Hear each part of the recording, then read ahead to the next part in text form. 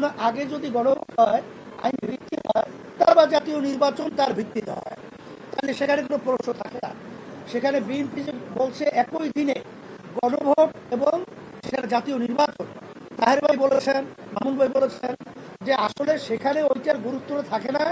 তখন কিন্তু এখানে জুলাই সনদ ভিত্তি পাওয়ার জন্য যে হানা ভোটের ব্যাপারটার সংখ্যা যদি পরিমাণ কম হয়, তখন কিন্তু আবার একটা প্রশ্ন উঠতে পারে যে এখানে জুলাই সনদের ব্যাপারে যেমন উল্লেখযোগ্য কোনো ভোট না আসায় আমরা এটা কোনো গুরুত্ব দিব না, এই ধরনের সংজ্ঞা কিন্তু আমাদের রয়েছে।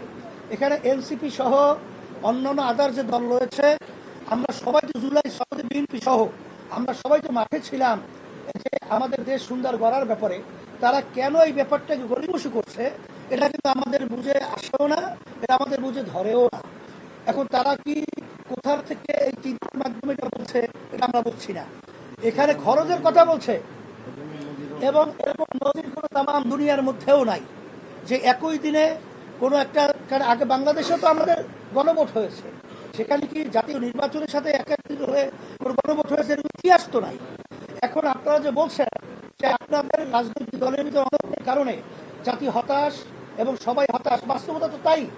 আসলে আমরা একটু চাইছিলাম না, আমরা যারা নাকি জুলাই এবং আগস্টের গণ অভ্যুত্থানে যারা আমরা মাঠে ছিলাম, আমরা সবাই একত্রিত হয়ে আজকে ধন্যবাদ জানাই আমরা যে আজকে যে অন্তর্বর্তীকালীন সরকারের প্রধান যে বক্তব্য রেখেছেন, তিনি যে বলেছেন যে আপনার রাজনৈতিক দলরা বসে এক সপ্তাহের মধ্যে আপনারা সিদ্ধান্ত নেবেন।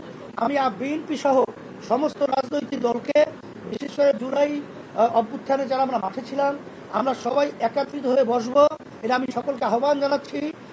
আমরা একত্রিত বসে এই সমস্যাকে সমাধান করার জন্য আমি এটা সকলকে আমি উদাত্ত আহ্বান জানাচ্ছি, দেশের সুন্দর এবং জনগণের কল্যাণের জন্য। এটা আপনাদের সাংবাদিক ভাই বন্ধুদেরকেও বলবো, আপনাদের সহযোগিতা আমরা কামনা করছি। কিন্তু আমরা এই রক্ত এবং এই মায়ের কোল হারা সন্তানগুলো এবং রক্ত হারানো, পঙ্গু হওয়া, এইটা আমরা বৃথা হতে দেব না। এবং জুলাই সনদকে আমাদের আইনি ভিত্তি, এটা আমাদের নিশ্চিত হতে হবে।